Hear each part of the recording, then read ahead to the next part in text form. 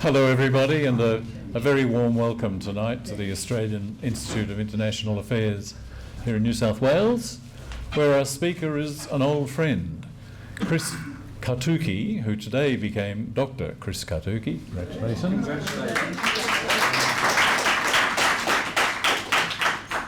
Was an intern here back in 2015 and then joined our council in 2018 and stayed until 2021 when his postgraduate career took him abroad, in part as a recipient of the Ewan Crane Scholarship, which is awarded by the Institute at national level and which assisted with Chris's needs in studying overseas, including in Korea.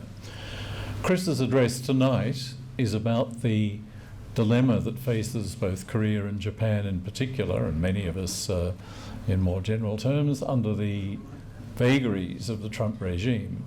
The security identity, if that's the correct term, of both of those countries, Korea and Japan, has been intimately tied up with the United States as a security guarantor.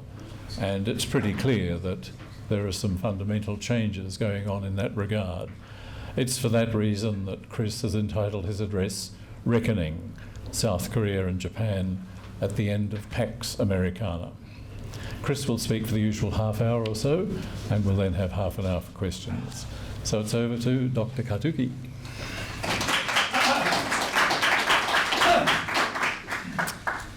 Okay, well, hello everyone. Thanks, Ian. So first, I want to thank Ian and the Institute for the much too kind invitation to speak today at the historic cottages.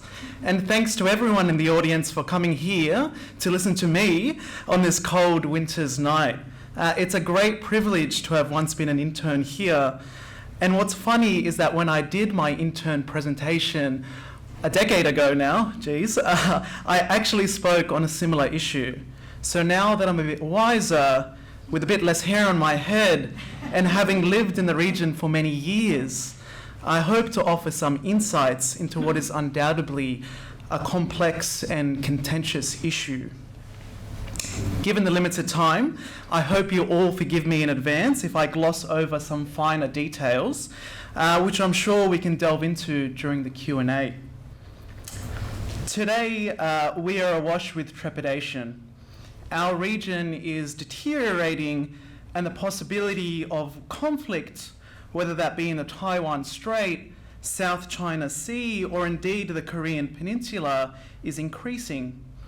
Now, what is often overlooked in this great drama dominated by great powers is the role of Asia's fourth and second largest economies, South Korea and Japan. These two democracies, traditional allies of the US, but geographical neighbors of China, stand at the epicenter of the hegemonic rivalry that is raging through the western shores of the Pacific.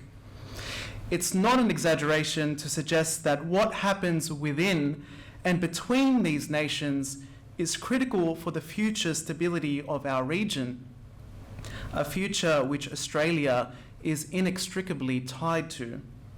So today, I aim to situate the probable end of Pax Americana within the context of South Korea and Japan.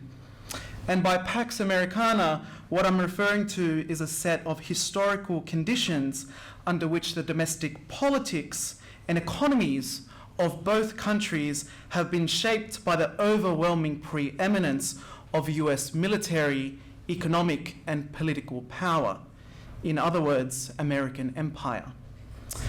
Now, the conventional narrative is that Pax Americana in Northeast Asia has been mutually beneficial since the end of the Second World War. Washington got sturdy and increasingly wealthy allies in the Pacific, while South Korea and Japan snuggled under the US security umbrella, releasing them, at least for a time, from the burdens of diplomacy and the expense of self-defense. In many ways, this has been a self-evident truth over the past 80 years. However, I want to argue tonight that this overwhelming presence of US power in the region has also masked over long simmering and unresolved tensions between both South Korea and Japan, conflicts that were never truly settled, only shelved and suppressed. And now, as Pax Americana rapidly frays, these tensions will begin to resurface in unpredictable ways. Now, the idea that Pax Americana will hold no longer is not a controversial one. Indeed, the limits of American power were first witnessed in Asia during the US campaign in Vietnam. Yet today, from its unmitigated failures in Afghanistan and Iraq externally to its paralyzing partisan divisions internally, the US is repeatedly falling short of its superpower mantle. The re-election of Donald Trump and all the internal destruction it is bringing merely underscores what many have long suspected but struggled to articulate clearly. US power is in decline and there might be no turning back. So today, South Korea and Japan must brace for the challenges ahead, adapting to a future where US protection is no longer assured. Cooperation between them is vital now more than ever. However, their bilateral ties can often be perplexing, frustrating, capable of shifting from improvement to deterioration, from aggression to conciliation in almost an instant. Even among scholars, the relationship remains a pretty tricky puzzle to solve. It defies the expectation of classical realists who assume the two powers would naturally align as a counterweight to a rising China. It confounds classic liberals who assume the two powers would naturally align as a counterweight. It confounds classic liberals who predict that shared economic interest and democratic institutions would foster cooperation. And it challenges constructivists who believe that common cultural values would eventually ease bilateral ties and strains. So what's really going on?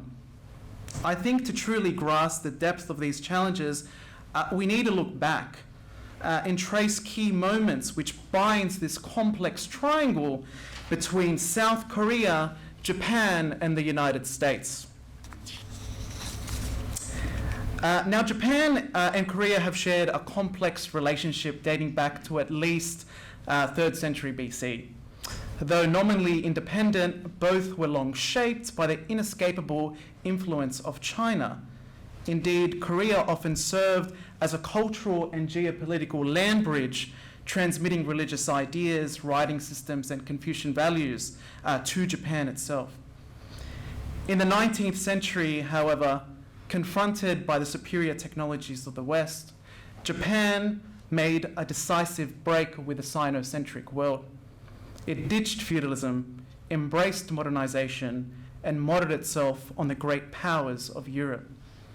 And as all great European powers did, it embarked on a brutal imperial project, most prominently in Korea. During colonization, yes, Japan helped to kickstart industrialization, but this all came at a brutal cost. The Korean language was banned, cultural heritage destroyed, and national identity erased. Korea was ruthlessly exploited, millions were forced into labor to support Japan's industrial machine, and perhaps most egregiously, nearly 200,000 women were abducted and forced into sexual slavery for the Japanese army, referred to as comfort women. Of course, Koreans were not passive in this process. Mass resistance against colonial rule persisted until Japan was ultimately forced to withdraw following its defeat by Allied forces at the end of the Second World War. Indeed, it is this widespread resistance to colonial repression which remains a central pillar of Korean national identity today. Having attempted and failed to join the European club of imperial powers, Japan subsequently found itself in diplomatic limbo, flanked by a resentful neighbor it had once sought to conquer. Post-war Japan stood isolated in its relationship with Korea, haunted by a history it hoped to forget. So at the end of World War II, Japan internally was left exhausted. Crucially, the collapse of decades of far-right conservatism and imperialism created space for a surge in center-left populism. Given the new composition of the immediate post-war diet, that's the Japanese parliament, it was almost a certainty that Japanese nationalism was shifting towards a more left-wing and anti-colonial and strategically independent future. However, from as early as 1942, 3 years before the end of the war, the US recognized Japan's strategic value. With Mao Zedong's forces marching towards Beijing, Japan was to be America's new regional anchor in its impending ideological fight against communism.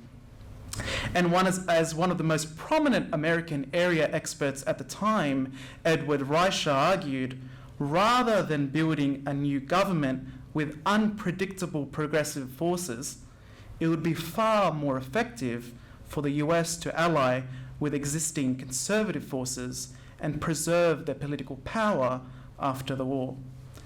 So unlike in Germany, the US chose not only to spare a good portion of Japan's imperial and ruling elites, including the figurehead of Emperor Hirohito, whose name the entire war was fought for, but also to reinstall many of them in senior positions within the post-war government.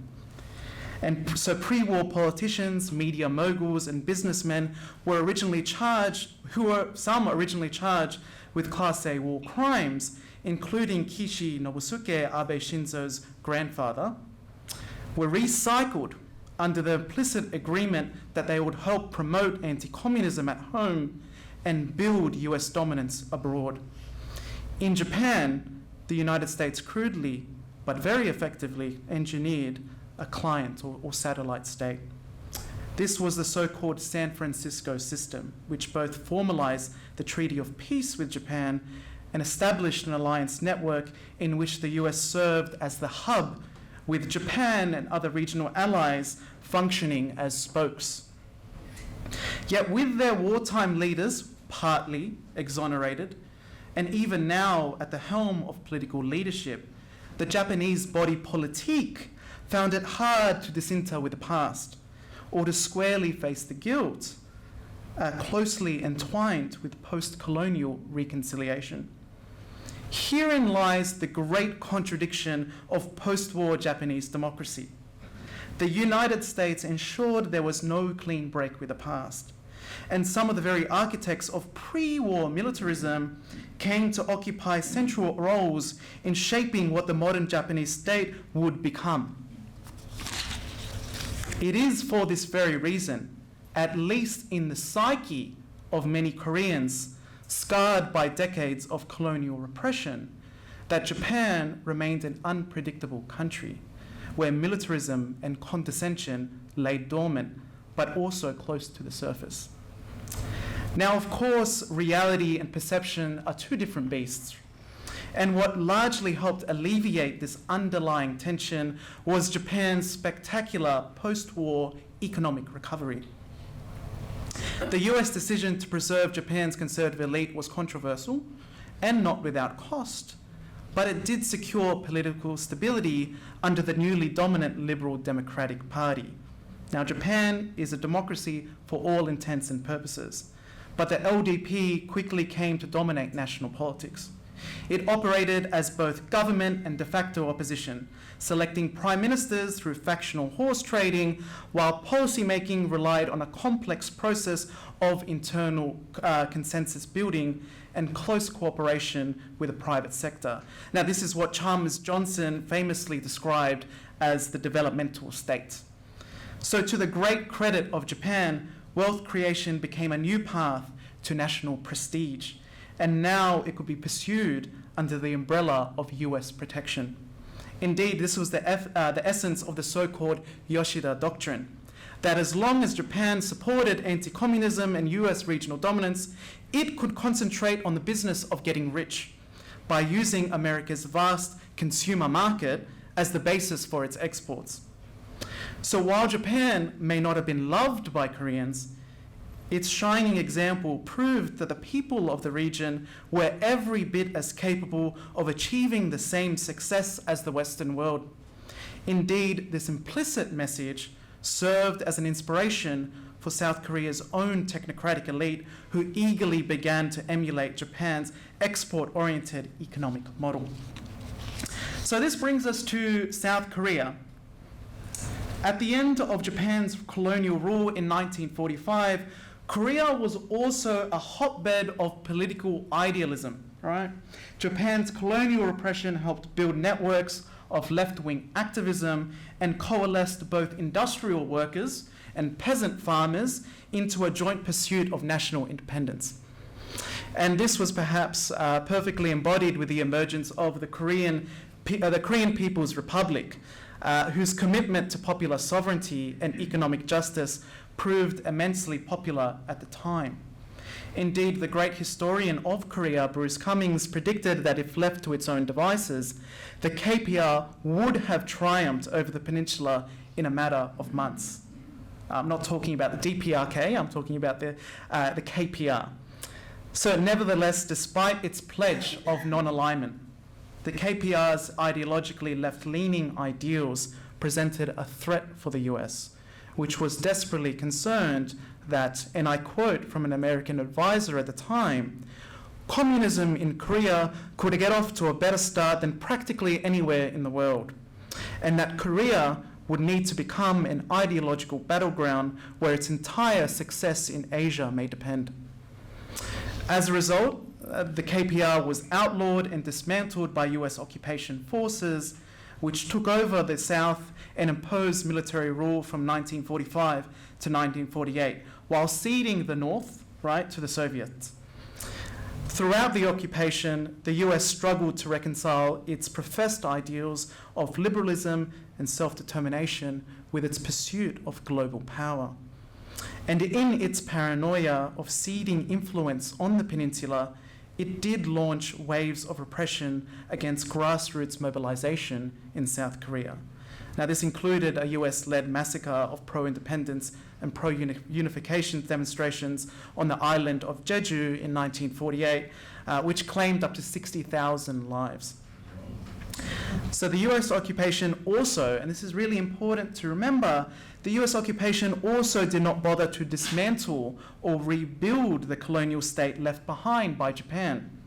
Instead, it repopulated existing institutions with former Korean collaborators who had largely benefited under colonial rule.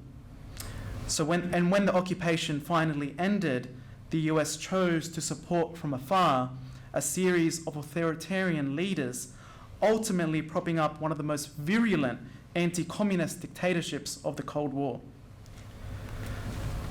So as much as a newly independent South Korean state wanted to pride itself on its colonial resistance against Japan, there was also an uncomfortable truth lying at the bottom of its garden, that many serving in their newly minted government were actually connected to the colonial regime they now decried.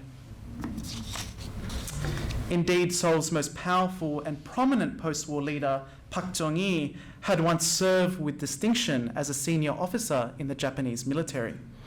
Till this day, the role of colonial collaborators and their families in modern-day politics and business, known as chinil, is still a highly contentious issue in Korea. Nevertheless, the contradictions and tensions within this configuration were temporarily set aside, because between 1960 and 1987, South Korea's primary goals were rapid economic development and defense against a belligerent North. Much like Japan, wealth creation became a path not just for national prestige, but also national defense. To that end, its economic and political elites focused on emulating the Japanese model and gaining much-needed capital from Japan in order to build its nascent industries.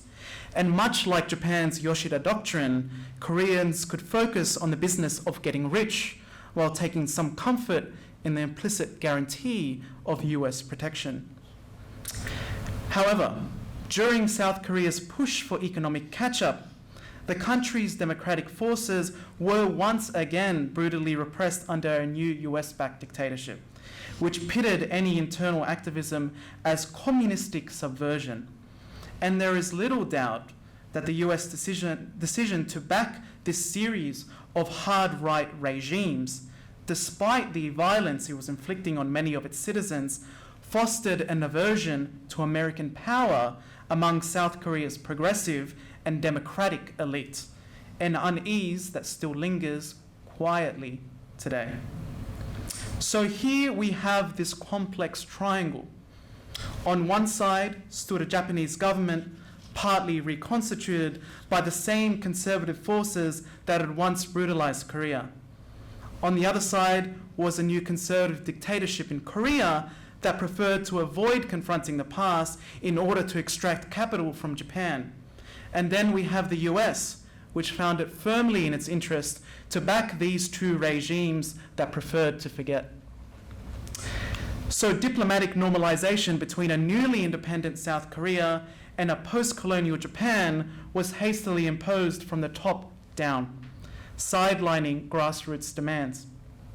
Indeed, the 1965 Korea-Japan Treaty was secretly negotiated by intelligence officials, with the US exerting pressure and splashing cash in front of Seoul to take the deal.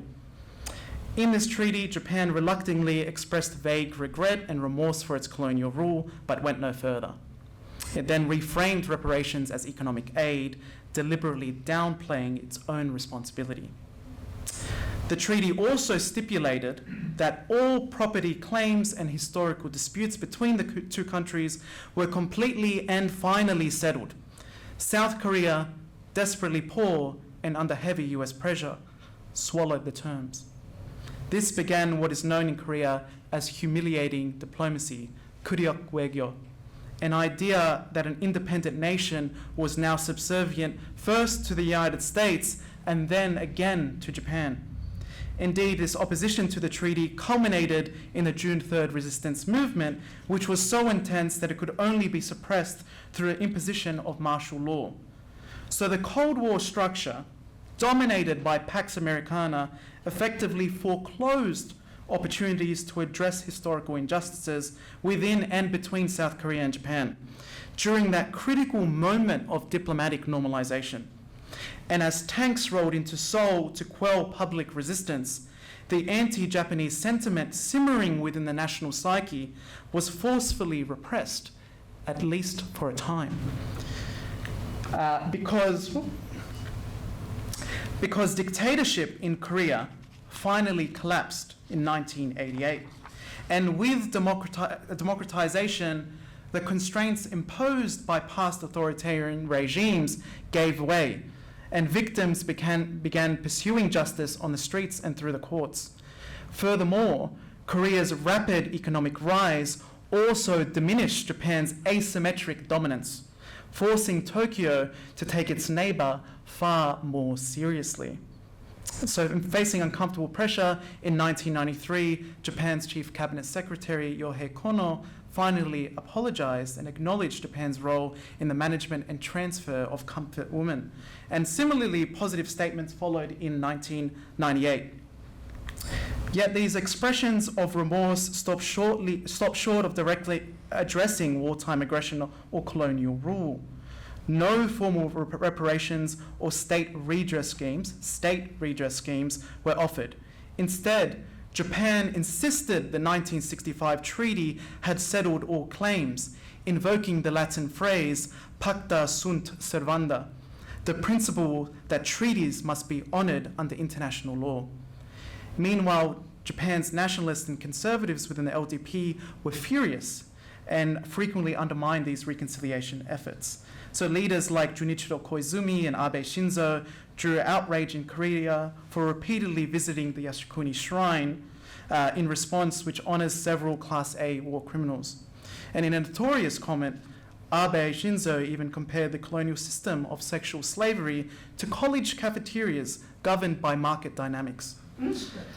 This denial of responsibility has been echoed by other LDP figures, including the former Prime Minister Yoshihide Suga. For this reason, historical issues remained completely unresolved in the eyes of many South Koreans, particularly on the side of progressive and center-left political elites, which did not see cooperation with the United States and Japan as an absolute imperative. So what's happened recently? Korea has continued to democratize and grapple with its history. In 2005, left-wing President Roh Moo-hyun created a historical truth-telling commission, and this was also followed by an independently published encyclopedia of Koreans who had collaborated or supported the colonial regime. Then in 2011, Korea's Constitutional Court delivered a landmark ruling. It declared that the Korean government's historical inaction in pursuing compensation from Japan violated the constitutional rights of its citizens. This only reinforced the idea that past Korean conservative governments were just as complicit in suppressing history as Japan was, further heightening their vulnerability to historical truth-telling. What made matters worse was that the Korean court decision was met with fury by Japan's political elite. So Prime Ministers Yoshihiko Noda and later Abe Shinzo denied any evidence or wrongdoing, and this led to a downward spiral in relations. However, again, under strong US encouragement, Korea suddenly dropped its protest in 2015 when the new conservative government under Park Geun-hye, the daughter of Park Chung-hee, and Japanese conservative Prime Minister Abe Shinzo, the grandson of a wartime cabinet minister, struck a deal on the comfort women issue. Victims were completely excluded from the secret negotiations. Japan only admitted moral, not legal responsibility. The agreement, much like the 1965 treaty, also declared the matter finally and irreversibly resolved, literally barring historical issues from future bilateral discussions. Again, there was no impartial mediator, and leaders with questionable pasts rushed conciliation in order to achieve an agreement that addressed more immediate security and political needs. Imagine the optics. Obviously, it failed. Indeed, President Park Geun-hye's progressive successor, Moon Jae-in, ordered a review which concluded that the 2015 deal directly ignored victims and public opinion. Then in 2018, the pendulum swung further. The Korean Supreme Court ruled that certain Japanese companies must compensate descendants and victims of colonial-era forced labor. This time, Japan's response was unequivocal. Abe launched a trade war with South Korea. Abe launched a trade war with South Korea, imposing export controls on critical materials. I was there at the time this occurred, and this general sense of shock which swept over the country was palpable. Politics at the time was framed as a battle between so-called pro-Korea and pro-Japan forces. And at that moment, Korean liberals found a powerful political tool. By attacking alleged pro-Japan revisionism, they were able to deflect conservative claims that they too had their own weakness of being too weak on North Korea. If COVID-19 hadn't arrived when it did, there's no telling how deep the diplomatic rift might have gone. But apart from the pandemic, two major events reshaped the landscape. The conservative Yoon Suk-yeol won the presidency by a razor-thin margin of just 0.73%, and former Prime Minister Abe Shinzo was tragically assassinated, opening a window for a potential reset in bilateral relations. So Yoon really wanted to be the closest US ally in the Pacific. So he moved swiftly to reconcile with Japan. Backed enthusiastically by Washington, he became the first Korean head of state in decades to visit Japan, and later took part in the Camp David summit in 2023. Yet once again, this came at the cost of avoiding history. President Yoon's outreach required no apology, no formal recognition, and no process of dialogue. Yoon's foreign policy moves were deeply unpopular. An unpopularity he attempted to partly deflect by stirring up a wave of anti-communist hysteria against the opposition. As his approval ratings plummeted, Yoon became increasingly convinced by his own unfounded rhetoric that North Korean saboteurs were secretly operating within the halls of political power. Ultimately, he fell victim to this hysteria himself, declaring martial law in 2024. And actually, the impeachment petition that was launched, one of the first ones, cited Yoon's treatment of Japan-Korean relations as a reason for impeachment, not just martial law. So let's conclude, okay? So now Yoon is gone, and we're back at square one. Korea and Japan now face a rapidly changing world, one in which their internal and external challenges are converging to an unprecedented degree. Internally, both countries are confronting the challenges of being post-growth societies. After decades of relentless focus on economic expansion, they now face the consequence of that growth reaching its limits: aging populations with weak social safety nets, rising youth unemployment, and widening inequality.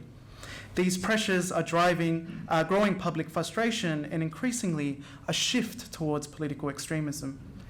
Externally, Korea and Japan could once reap the economic gains from cooperation with China while relying on the security guaranteed by the United States. That world is now fading. Today, both countries find themselves at the center of a growing geopolitical storm, unable to sidestep it due to their geography. The moment appears to have arrived when they must choose a side. Yet in many ways, this is a false choice. If only they could recognize the opportunity that lies in embracing one another to confront their shared internal and external challenges. Unfortunately, both have become trapped in a toxic cycle. What has prevented these bilateral conflicts escalating into full-blown crises is, above all, the overwhelming presence of US power. Indeed, the US has long prioritized stability within them as the cornerstone of its East Asia strategy. But what happens when that binding force begins to fade?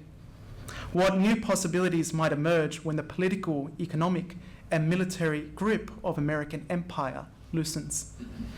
No one can predict what comes next, but what must come is a reckoning with the complex legacy of US power, which since at the height of the Cold War has helped to suppress and hasten the necessary processes of historical truth-telling and reconciliation.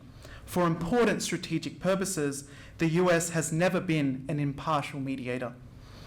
There must also be a reckoning within both nations that as long as the unresolved trauma of the past continue to haunt the present, Japan and Korea will remain locked in frustrating disagreement, unable to move forward together as the weight of history keeps pulling them back.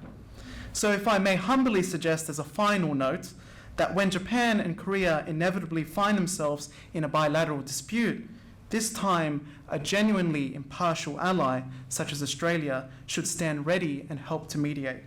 This is of course new territory, but as our region becomes the central stage of geopolitical drama, the opening of a new chapter of coexistence between these two great democracies has never been more urgent. So I'll leave it there.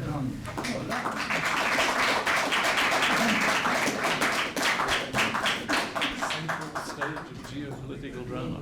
Great.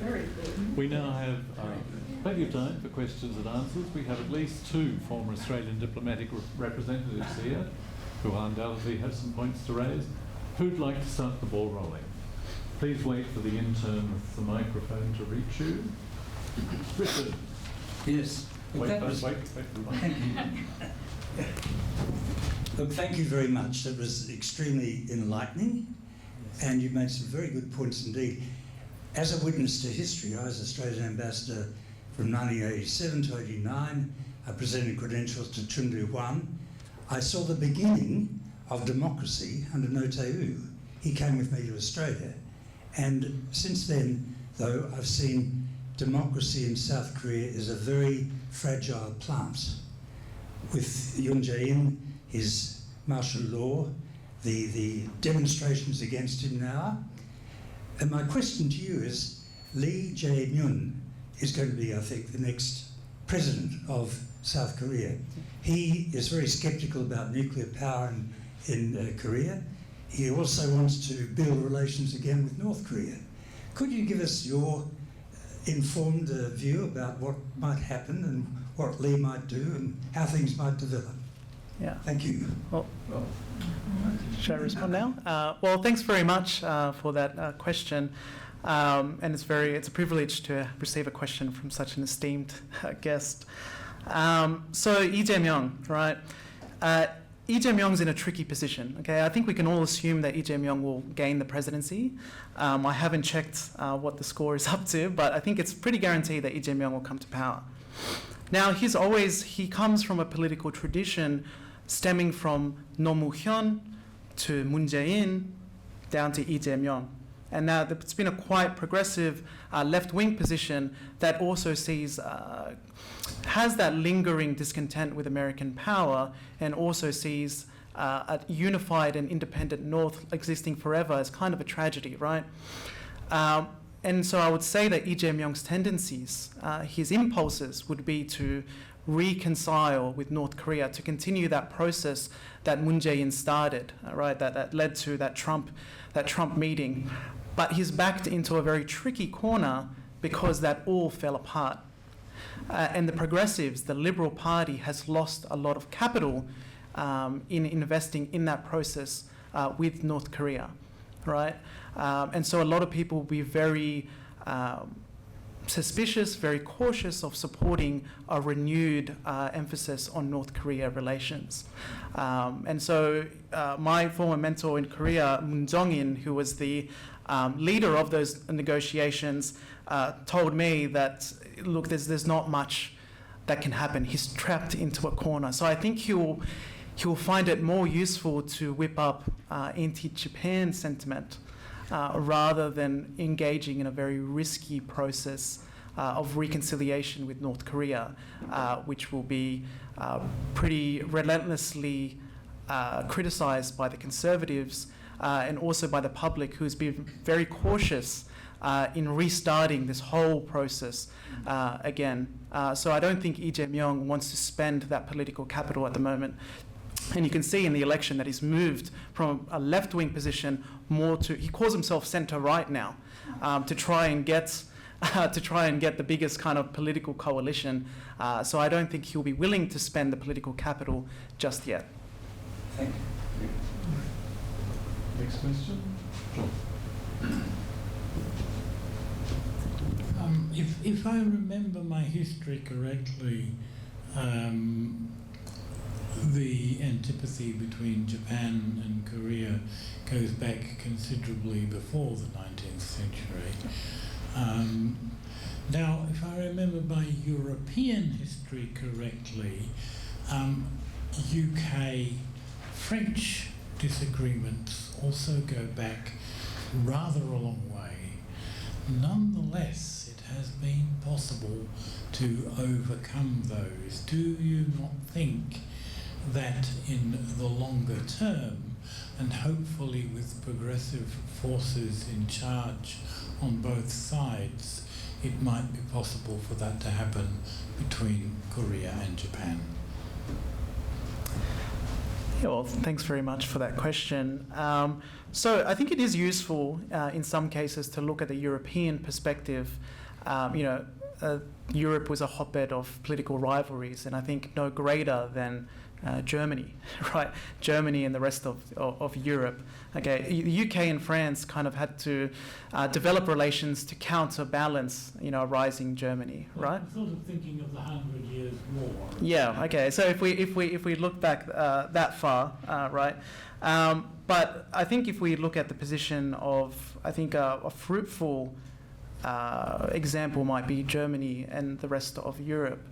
Now, Germany, after World War II, engaged in a very open process of reconciliation. And so even, the new Western German government they had no part in the Nazi regime. And you can remember those famous pictures of Willy Brandt, right, kneeling before the Polish people begging for forgiveness, right? There's been nothing like that in Japan. And so I think the Germans have taken a really good model where they see historical reconciliation as more of a process rather than an event. In the case of Japan and Korea, it's always been seen as an event.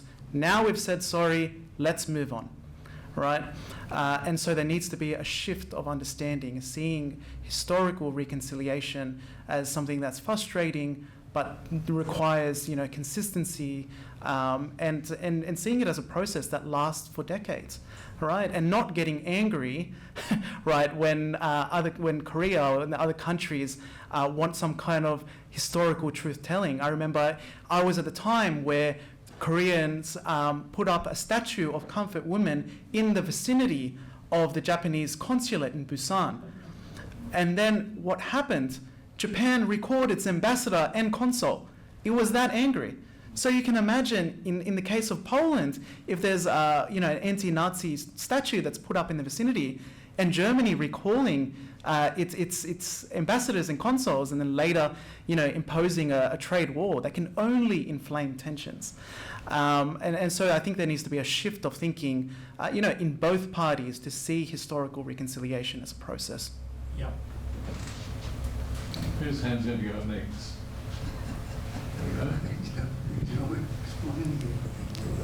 Thanks. Do you see any detente with Japan and China, given the erratic treatment by Trump? Recently, I believe that Japan has bought a lot of Chinese bonds and vice versa. Yeah, okay, so the question was, do I see a detente between China and Japan in the near future, given Trump's actions? I think we can already see that. Japan has been making a lot of outreach to China to try and build relations, because US power is no longer a given, right? It can no longer just hide away in its part of the world without truly participating and engaging with China. And I think China has the upper hand here, right? I think Japan and South Korea need China much more than the other way around. But China has always seen the US presence in Japan and South Korea as a bit of an anomaly, right? Think about it, if China had military bases in Mexico, right? It's always seen as a bit of a political anomaly. And so when the Trump tariffs came around this time, China instantly created a trilateral meeting between South Korea, Japan, and China. And it triumphantly said, we are going to respond together to Trump's tariffs. And then Japan was like, oh, I don't really think so. And South Korea's like, no, that didn't happen. So I think, it's in the interest of China, symbolically, to gain to gain deeper connections with Japan and China. And Japan and South Korea, with Japan and South Korea, and the other way around, I think both countries have no choice but seeking closer cooperation. They literally can't, by virtue of their geography. They have to start rethinking how their security and economic partnerships go. So it's not a matter of choice. It's a matter of, absolute, it's something that's very, very essential. Yeah. Right.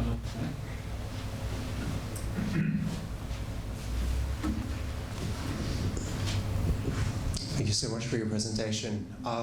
I know after the Korean War there was a big baby boom, especially in the 60s, and these were usually people who came of age and they were very educated, and they saw Sigmund Freud's dictatorship demise in the late 60s. And I think in the 90s a name was referred to them, it was the 386 generation. Yep. People who were born in the 80s, they were 30 in the 90s, and they were at university in the 80s and they were born in the 60s, Yep. or were 30 years old in the 90s. Yep.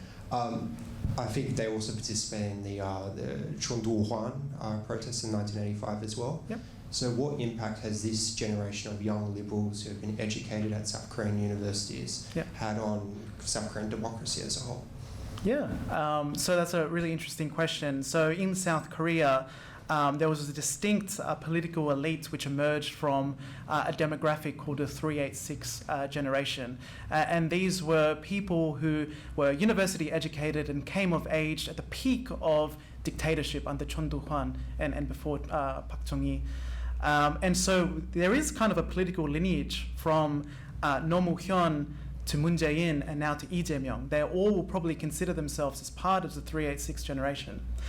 And when this generation, right, and Kim Dae-jung as well, and so when this generation came to power, it was with Kim Dae-jung, okay, at the end of the 1990s.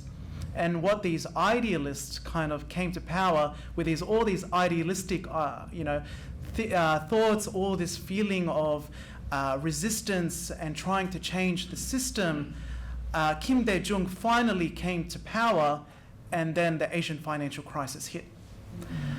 And so Kim Dae-jung was really in this bind about how do I proceed? I don't have much political capital. I'm still, making my way in the political field, and so very tough political decisions started to open to broaden out that kind of ideological group. And then Roh Moo-hyun came afterwards, and he is known as the great tragedy of the 386 generation. He was the most progressive of them all, and his rule was very conservative, okay? And there's a lot of anger and betrayal from that. So I think by the time we get to Moon Jae-in and Lee Jae-myung, there's a much more realistic pragmatism about how to approach politics. And as we see as Lee Jae-myung, as I said earlier, he's now saying that he's a centre-right, right? So we see this strong sense of pragmatism emerging. And so for Korea's progressive forces now, it's seen as kind of a betrayal, but those in power, right, are starting to see the pragmatism in opening up that broad coalition. Yeah.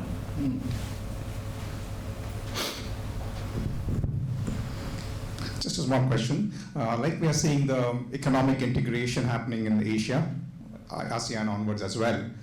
There has been talks in between, there's a NATO-like alliance might take form in Asia as well. Mm-hmm. And with China thinking all these countries that's the backyard of China, because any war in the vicinity of China would be basically again having unstable political environment as well as instability in the region entirely, South China Sea and beyond. So do you think there's a possibility of an alliance forming in Asia, not only economic but a military also? Thanks. No. Purely for the fact that there's much more different geopolitical risks at stake, and there's these, there was the idea of SEATO, Southeast Asian Treaty Organization, that happened in the 60s, I think, in the Cold War period, and that failed for a numerous round of reasons. Look, I think creating an Asian NATO requires extreme political will and a coalescence of different factors that are just not there in the region at the moment. I think, because of these historical reasons, because of these very different political systems, right? You go from Japan to Vietnam, right, to Indonesia, okay, all very different political systems, right, and all have different relationships with China, okay? So a lot of states that aren't like South Korea and Japan don't necessarily view China as such a threat as other states do. So there's different threat perceptions, there's different political systems, and so I don't think those factors, those variables can all coalesce to create something like a new treaty organization. And the US is gone, right? Relying on US power is just not there anymore. Even NATO in Europe is worried that US might not come, right? So, developing another new treaty alliance with the US would be very difficult and I think kind of unrealistic. Yeah.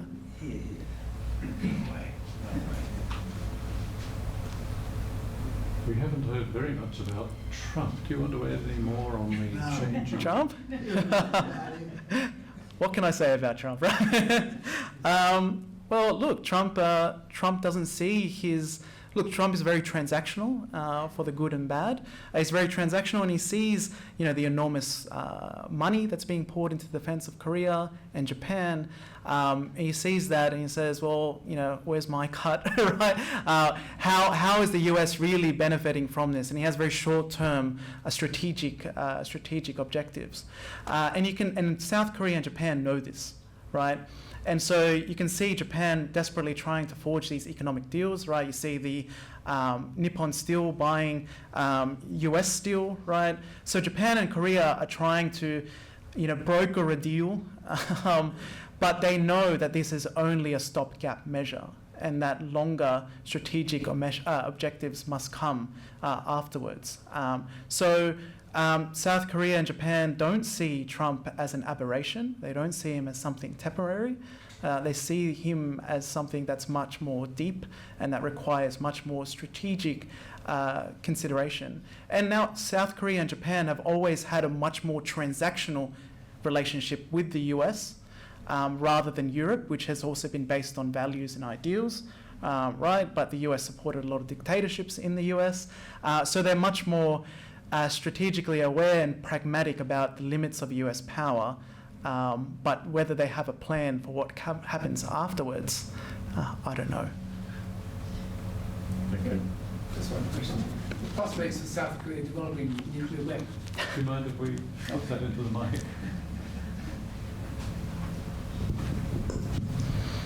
Given the situation that you've elaborated, what are the prospects, do you think, in the future, long-term future, of South Korea developing nuclear weapons?